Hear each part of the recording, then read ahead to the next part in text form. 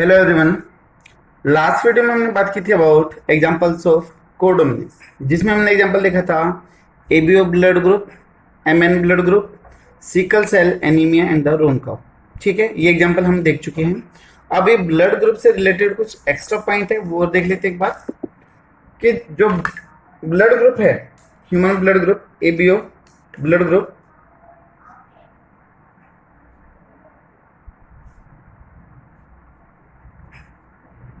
that is controlled by gene I. कौन सा gene responsible है? आई जीन रेस्पॉन्सिबल है। और यही जीन आरबीसी की सेल मेम्ब्रेन पे शुगर पॉलीमर बनाने के लिए क्या है? रेस्पॉन्सिबल है, जो एच एंटीजन पे बाउंड होगी और ए और बी दो अलग अलग तरह के एंटीजन बनाती है। लेकिन जो बेसिक जीन है that is the I gene. और इस आई जीन के जो अलील है वो कितने हैं? दैट इज द 3 अलील। तो आई जीन हैव 3 अलील्स। 3 अलील है। कौन कौन से हमने पढ़े थे? आई ए था, आई बी था, और जो थर्ड वन हमने पढ़ा था दैट इज स्मॉल आई बोल दो, या फिर आप इसको ऐसे भी बोल सकते हैं। ये 3 अलील थे। तो अगर किसी जीन के 2 से ज्यादा अलील हो गए तो वो मल्टीपल एलिजम भी कहलाता है। ठीक है, तो यहां पर हम लिख सकते हैं ब्लड ग्रुप कौन सा? A B O also show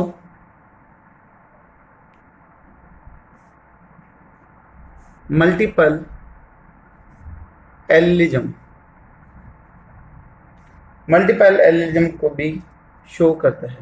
ठीक है, मल्टीपल एलिज्म शो करता है, यानी कि 2 से ज्यादा अलील हो गए तो यहाँ पर कितने अलील आ रहे हैं? 3 अलील आ रहे हैं। ठीक है, तो since there are 3 different allele, have 3 different allele, 3 अलग अलग अलील हैं। अभी हमने लिखा कि कौन कौन से हैं? आई ए हो गया, बी हो गया, स्मॉल आई है, फिर आई ओ लिख सकते हो, ये हो गया, 3 हो गया। ठीक है, अब इससे जीनोटाइप कितनी पॉसिबल है? जीनोटाइप कौन कौन सी पॉसिबल है? याद होगा, हम पहले लिख चुके हैं, आपको याद होगा। जीनोटाइप थी homozygous A condition, heterozygous A condition, homozygous B condition, heterozygous B condition, A B, और एक थी आपकी ओ और ओ कंडीशन। ये थी। काउंट कर ले, टोटल कितनी हो गई? 1 2 3 4 5 और 6। तो टोटल जीनोटाइप कितनी पॉसिबल हो गई हैं? 6 जीनोटाइप यहाँ पर पॉसिबल हो गई। और 6 की 6 जो जीनोटाइप है वो कैसी है? अलग अलग है। ठीक है, 6 की 6 जीनोटाइप क्या है? अलग अलग है। तो टोटल है द 6 जीनोटाइप। 6 जीनोटाइप है in ABO blood group. ABO blood group में 6 जीनोटाइप है। मल्टीपल एलिलिज्म में अगर जीनोटाइप हमें निकालनी तो इसके लिए एक फॉर्मूला भी है। Formula to calculate genotype in multiple allelism. Multiple allelism में जीनोटाइप निकालने का फॉर्मूला है। सिंपल अगर निकालते जीनोटाइप का तो फॉर्मूला था 3 की पावर n। ठीक है, बट मल्टीपल एलिज्म के केस में जो फॉर्मूला हो जाएगा that is n bracket n plus 1 divided by 2। और यहाँ पर जो n है वो क्या होगा? That is number of allele. तो n क्या है? n is number of allele, allele के नंबर है। अब यहाँ पर देखिए अलील कितने हैं? 3 थे, हमने ऊपर देखे थे कि अलील कितने हैं? 3 है। तो n की वैल्यू कितना हो गई है? 3 हो गई, तो यहाँ पर n की वैल्यू कितनी हो गई है, 3 हो चुकी है। तो फॉर्मूला में कैसे रखें, 3 ब्रैकेट में 3 प्लस 1 ब्रैकेट क्लोज 2, तो ऐसा कर दे, 3 ब्रैकेट में कितना जाएगा, 3 और 1 4 और 2, तब इसको ओपन करेंगे तो 3 का मल्टीप्लीकेशन होगा किससे, 4 से, और डिवाइड हो जाएगा फिर किससे, 2 से, तो 12/2 कट करेंगे तो कितना जाएगा, 6। तो कितनी जीनोटाइप बनेगी आपकी, 6 जीनोटाइप यहाँ पर बनेगी। तो this one is the formula to calculate the genotype in multiple allelism. Shortcut है, अगर आपसे कभी पूछा जाए तो आप इसको अप्लाई करके निकाल सकते हो नंबर ऑफ जीनोटाइप, काफी सारा आपका टाइम बच सकता है। ठीक है, तो ये हो गया, तो ये तो हो गया आपका जीनोटाइप के नंबर हो गए 6। अगर मैं फिनोटाइप की बात कर दूं तो फिनोटाइप कितनी पॉसिबल है बताइए, and phenotypes are and phenotypes are 4 in number। कितने नंबर में, 4 है। कौन सा था, ए था, बी था, ए बी और आपका ओ, ये 4 डिफरेंट टाइप के ब्लड ग्रुप थे। तो ये जो 4 डिफरेंट टाइप के ब्लड ग्रुप होंगे, these are the phenotype of the blood group. ठीक है, तो फिनोटाइप है, फिर 4 डिफरेंट टाइप के ब्लड ग्रुप, वो फिनोटाइप है। ठीक है, तो ये हो चुका है आपका ब्लड से रिलेटेड एक्स्ट्रा पॉइंट, जहां से क्वेश्चन निकल जाते हैं regarding to the genotype and the phenotype of the ABO blood group. ठीक है, यहाँ पर हमारा कोडोमिनेंस बिल्कुल कंप्लीट हो चुका है। ठीक है, हमने हर एक चीजें यहाँ पर डिटेल से देख ली थी, जितने भी एग्जाम्पल थे वो भी हमने डिटेल से देख लिया। अभी नेक्स्ट वन हमने यहाँ पर एक वर्ड बोला था, दैट इज द मल्टीपल एलिजिज्म। तब कोई एक जीन के अलील 2 से ज्यादा हो तो उसको मल्टीपल एलिज्म बोलते हैं। तो अभी हम आ जाते हैं मल्टीपल एलिज्म की ही बात कर लेते हैं, जिसमें एक एग्जांपल आ जाता है आपका ब्लड ग्रुप, बट अभी डिटेल से और देखते हैं। Next one is the multiple allelism.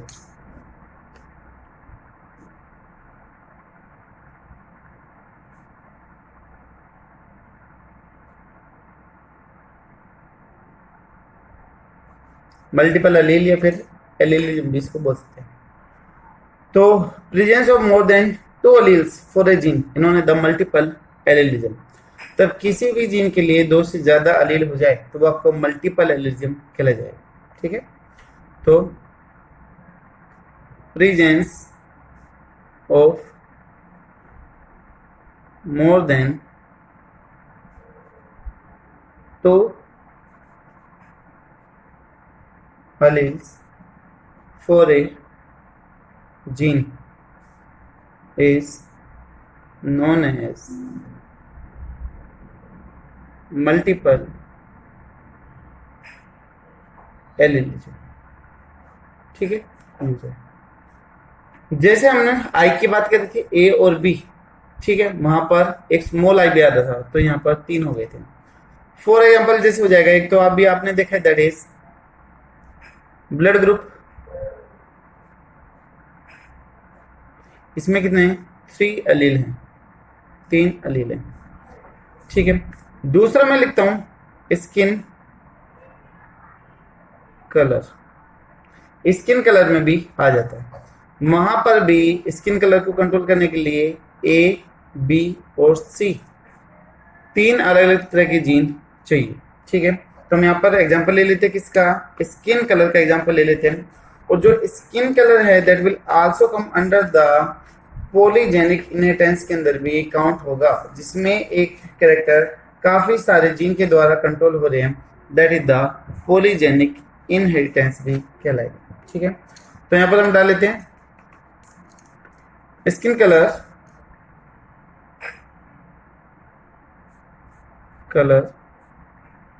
also come under polygenic inheritance। और जो पॉलीजेनिक इनहेरिटेंस है, they are also known as the quantitative inheritance. जो मेंडल की इनहेरिटेंस थी उसको हम बोलते थे क्वालिटेटिव, बट जिसमें पॉलीजीन होगा उसको हम बोलते हैं क्वांटिटेटिव इनहेरिटेंस। इसका रीजन भी देखेंगे, क्वांटिटेटिव इनहेरिटेंस की बात करते हैं, ठीक है। तो हम नेक्स्ट हेडिंग डाल लेते हैं, दैट इज पॉलीजेनिक इनहेरिटेंस या फिर क्वांटिटेटिव इनहेरिटेंस। पॉलीजेनिक इनहेरिटेंस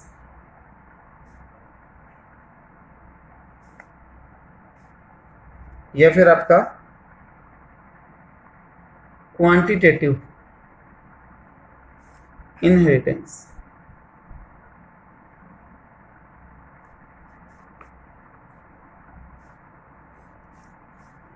देखिए, जिसके केस में जो ट्रेट है वो दो या दो से ज्यादा जीन के द्वारा कंट्रोल हो रहे तो आपका पॉलीजेनिक ट्रेट कहलाएगा। जिसके केस में कोई भी कैरेक्टर दो से ज्यादा जीन के द्वारा कंट्रोल हो रहे हैं, दो या दो से ज्यादा जीन के द्वारा, वो पॉलीजेनिक ट्रेट कहलाता है, ठीक है। और उसमें जो भी जीन इन्वॉल्व होता है उसको हम क्या बोलते हैं, पॉलीजीन्स बोलते हैं, ठीक है। तो when any trait is controlled by two or more than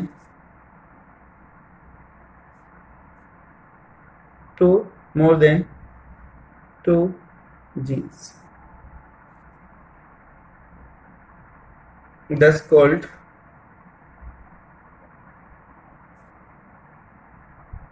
polygenic trait या फिर इनहेरिटेंस इसको बोलते हैं। वो कैरेक्टर क्या कहलाएगा आपका, पॉलीजेनिक ट्रेट, और प्रोसेस क्या कहलाएगा, पॉलीजेनिक इनहेरिटेंस कहलाता है, ठीक है।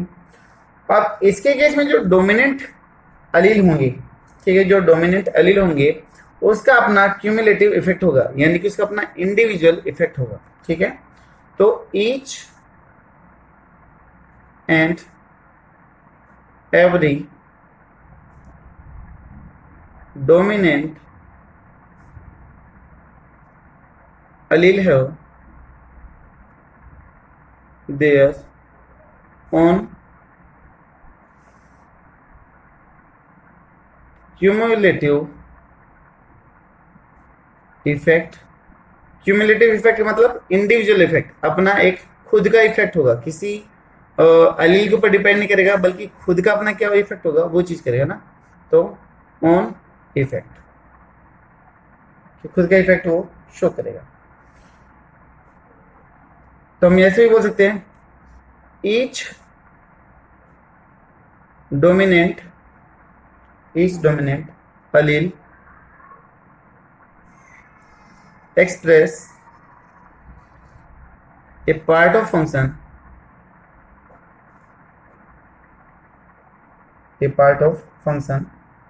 या फिर फंक्शनल पॉलीपेप्टाइड, यानी कि उस चीज को एक्सप्रेस करवाने के लिए वो भी एक फंक्शनल पॉलीपेप्टाइड की फॉर्मेशन करेगा, ठीक है। और जितने ज्यादा डोमिनेंट अलील होंगे एक्सप्रेशन क्या होगा उतना ही ज्यादा होगा, ठीक है। अगर हम ये बोलते हैं कि सारे के सारे अलील कैसे डोमिनेंट है तो वहां पर एक्सप्रेशन क्या होगा, फुल होगा, ठीक है। And expression will be full when all alleles will be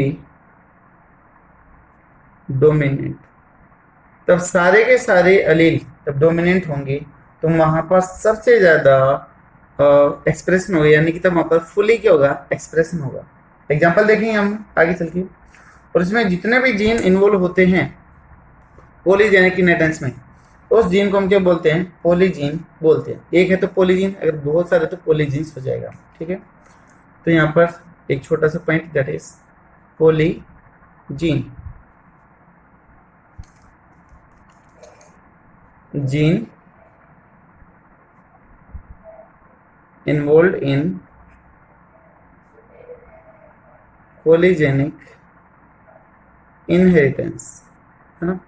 अगर एक है तो पॉलीजीन, अगर बहुत सारे हैं तो हम क्या बोल देंगे, इसको पॉलीजीन्स बोल देंगे, तो gene involve in polygenic inheritance are collectively known as the polygenes, इसको हम बोल देंगे। तो पॉलीजीन्स पे जो फर्स्ट टाइम जो काम किया था वो क्या था, नीलसन ने और ईस्ट ने मिलके काम किया था। और ये जो काम किया था फर्स्ट टाइम वो क्या था, वीट के एंडोस्पर्म के ऊपर काम किया था, यानी कि जो कर्नल है उसका, जो एंडोस्पर्म का कलर है उसके ऊपर इन्होंने काम किया था। ठीक है, तो यहां पर लिख लेते हैं first demonstration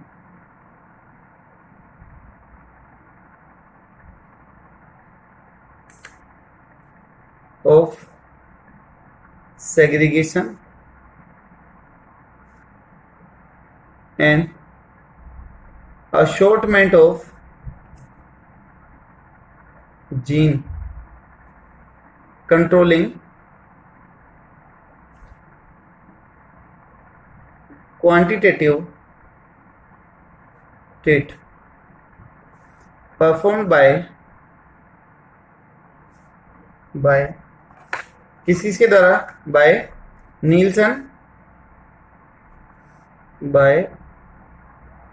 Nielsen Ehle and East, है ना, नीलसन एंड ईस्ट के द्वारा किया गया था। ठीक है, और किसके ऊपर क्या था, kernel colour in the wheat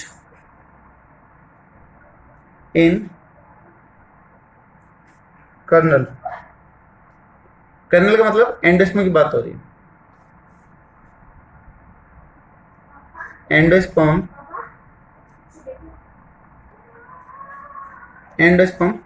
colonel या फिर एंडोस्पर्म कलर इन वीट। और दूसरा इन्होंने क्या था, length of Corolla in the tobacco, और जो सेकंड क्या था, that was length of corolla। Floor part में पढ़ते हैं कैलिक्स, कोरोला, एंडोसम, गाइनोसम, 4 वॉल होती है। तो जो कोरोला है that is the petal walls, petal की वॉल्स को हम क्या बोलते हैं, कोरोला बोलते हैं। किसमें, इन टोबैको प्लांट के अंदर क्या था। ठीक है, तो यहां पर हम बात कर लेते हैं स्किन कलर पे आने से पहले कर्नल कलर की बात कर लेते हैं कि उन्होंने किस किस तरीके से एक्सपेरिमेंट किया था। तो यहां पर एग्जांपल में आ जाता है आपका कर्नल कलर ऑफ व्हीट। ठीक है, उन्होंने एक रेड व्हीट प्लांट लिया। आप बोलोगे जी रेड कैसे आता है, बेटा आप आगे भी पढ़ोगे तब आप बात करोगे स्ट्रेटेजीज ऑफ फाइनेंसमेंट की, कि जो स्टार्टिंग में जो वीट बने थे जो बेटर क्वालिटी के थे वो थे रेड कलर के, बट इंडियंस ने, एशियंस पर्सन ने उसको नेग्लेक्ट कर दिया। ऐसा बोला कि तो इसमें किसी जानवर का खून ऐड कर रखा है, मांस ऐड कर रखा है, या फिर उसकी बॉडी का कोई जीन निकाल के इसमें डाला गया है जिसकी वजह से इसका रेड कलर है, तो ये तो नॉन वेज हो गया। तो इस वजह से उसको नेग्लेक्ट कर दिया गया। ठीक है, अदरवाइज उसकी क्वालिटी बहुत अच्छी थी, उसका जो साइज था काफी अच्छा था, लेंथ काफी ज्यादा अच्छी थी, न्यूट्रिशनल वैल्यू काफी ज्यादा हाई थी। बट आपको पता है कि इंडियंस और एशियंस कंट्री में जो वेजिटेरियन है उनका नंबर बहुत ज्यादा हाई है, जिसकी वजह से उसको नेग्लेक्ट कर दिया गया। फिर उसके बाद में गामा रेडिएशन डाली गई और जो ये पिगमेंट बनाने वाला जीन था रेड कलर का उसको इनएक्टिव कर दिया गया। अब वही रेड कलर के जो दाने थे वो कैसे हो गए, व्हाइट हो गए। अब उसी दाने को मार्केट में लेके आए, तो फिर एशियंस ने, फिर इंडियंस ने बोला कि हाँ इस बार अच्छे दाने लेके आए हो, ये बेटर क्वालिटी के हैं। लेकिन सिर्फ चेंज क्या किया गया था, उसमें से सिर्फ और सिर्फ वो जो रेड कलर का जीन था वो निकाल दिया गया था, बाकी की चीजें लगभग सेम थी। ठीक है, तो यहाँ पर रेड व्हीट को क्रॉस कराया गया व्हाइट व्हीट के साथ में, यानी कौन सी हो गई, पेरेंटल जनरेशन हो गई। और तब दोनों को क्रॉस करवाया तो F1 जनरेशन में यहाँ पर मिली, दैट इज इंटरमीडिएट, या फिर हम बोलते हैं कि लाइट रेड कलर व्हीट मिले, या फिर मैं बोलना चाहूँ आपको आसानी से समझाने के लिए तो बोल दूं कि पिंक कलर के, यानी कि हल्के रेड कलर के दाने वहां पर मिले। ठीक है, और तब यहाँ पर सेल्फ क्रॉस किया गया, मान लो पिंक दानों को पिंक के साथ में क्रॉस कर दिया, या फिर आप लिख सकते हो कि लाइट रेड को इसके साथ में क्रॉस कर दिया, सेल्फ क्रॉस कर दिया, सेल्फ पोलिनेट कर दिया, तो यहां पर जनरेशन आ गई कौन सी, F2 जनरेशन आ गई। कौन सी जनरेशन आ गई, F2 जनरेशन आ गई। और F2 जनरेशन में कौन कौन से तरह के मिले वो यहां पर हम बात करते हैं। जो ये लाइट था ये इंटरमीडिएट था ना, बीच का था, इंटरमीडिएट रेड लिख सकते हो, ठीक है। तो जिसमें बीच का सा कलर था, तो इंटरमीडिएट रेड या फिर आप पिंक कलर समझ सकते हो। तो F2 जनरेशन में यहां पर लगभग 5 अलग अलग तरह की फिनोटाइप मिली। यहां पर 5 डिफरेंट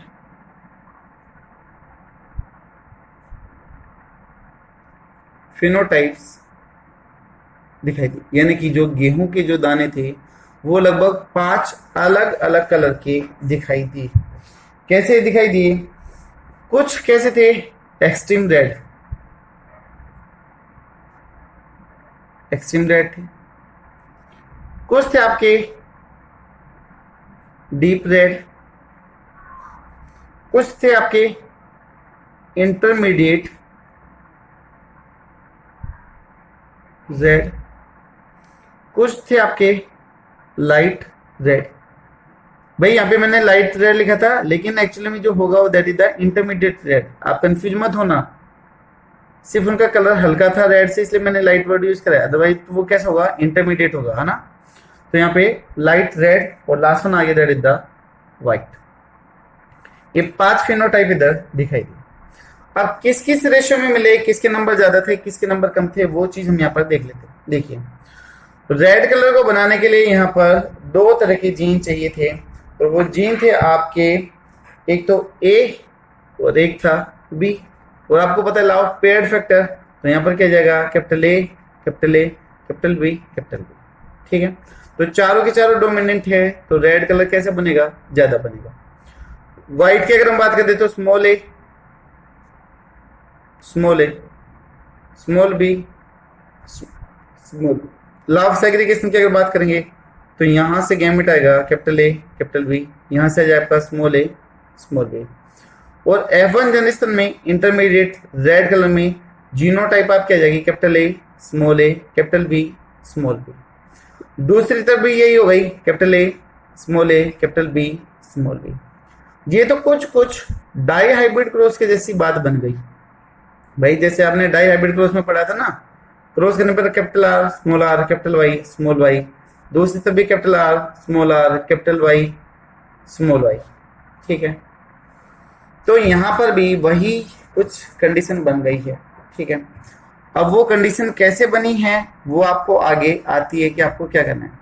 आपको इनके गैमेट बनाने हैं, आपने वहां पर बनाए थे तो गैमेट बना दोगे, capital A, capital B, capital A, small B, small A, capital B, in the small A, small B.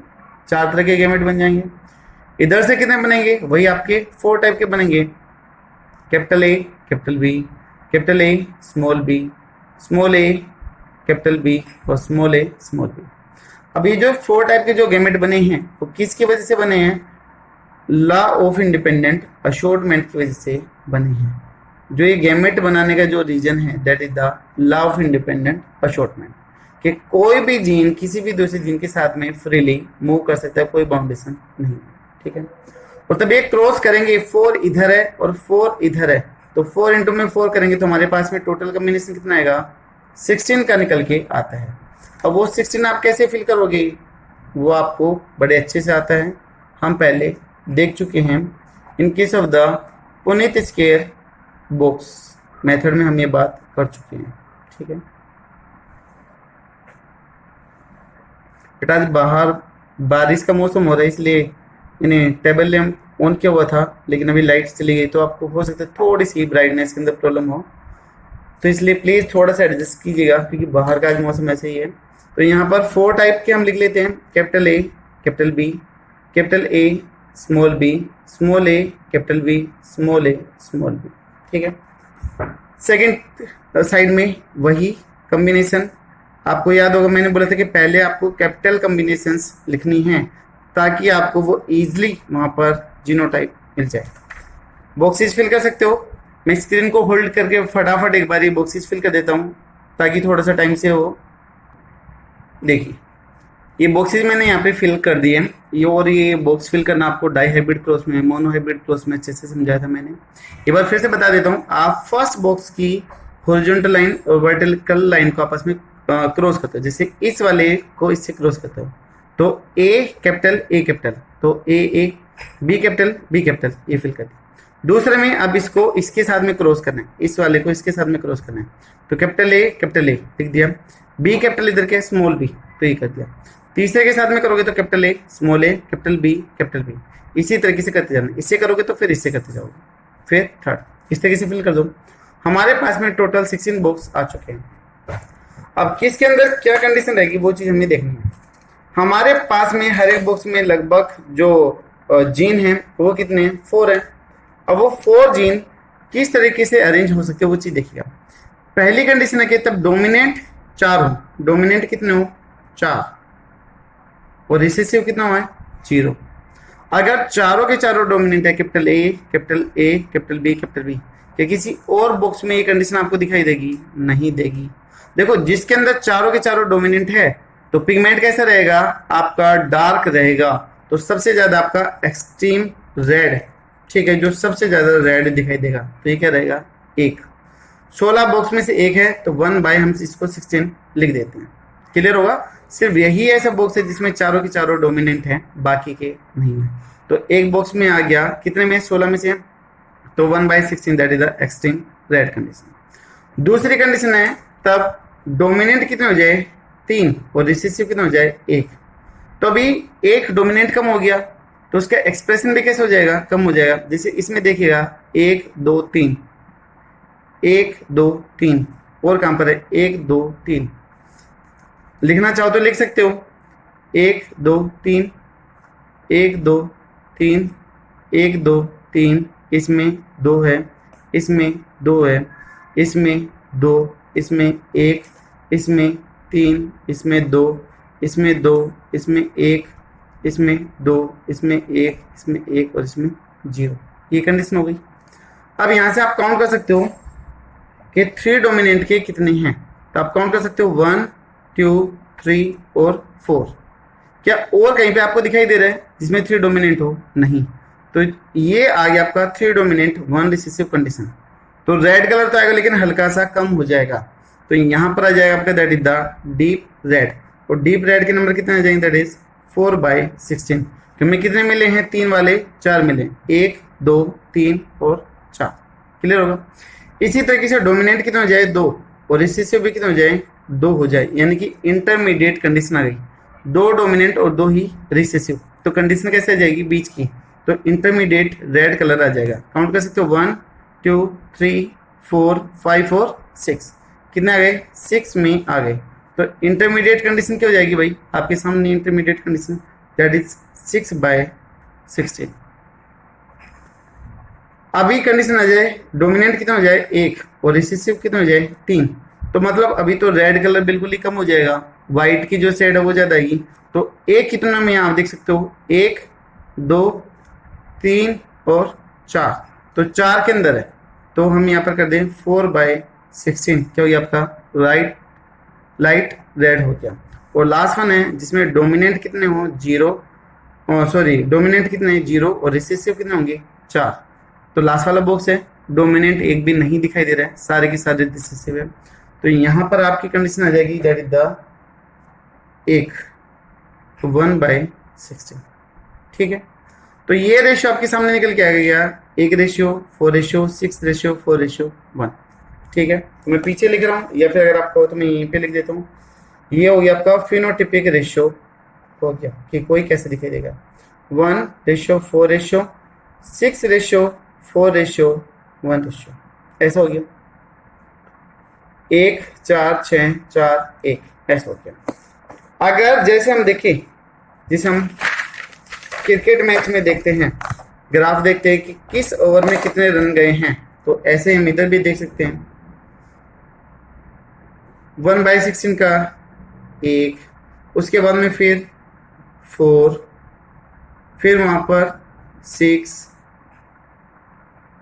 फिर वहाँ पर फिर से 4 और फिर वहाँ पर 1, ऐसे तो रेशियो मिला ना हमें। तो ये आपका होलोग्राम टाइप ग्राफ हो गया, जो कैसी है अपीयरेंस देते हैं, बेल शेप स्ट्रक्चर या फिर ग्राफ देंगे, दैट इज होलोग्राम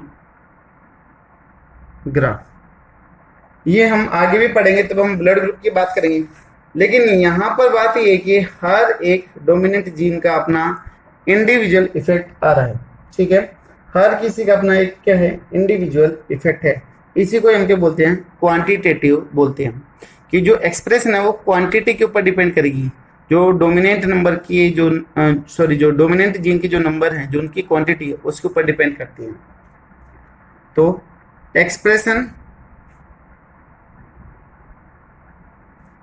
या फिर phenotypic expression will depend upon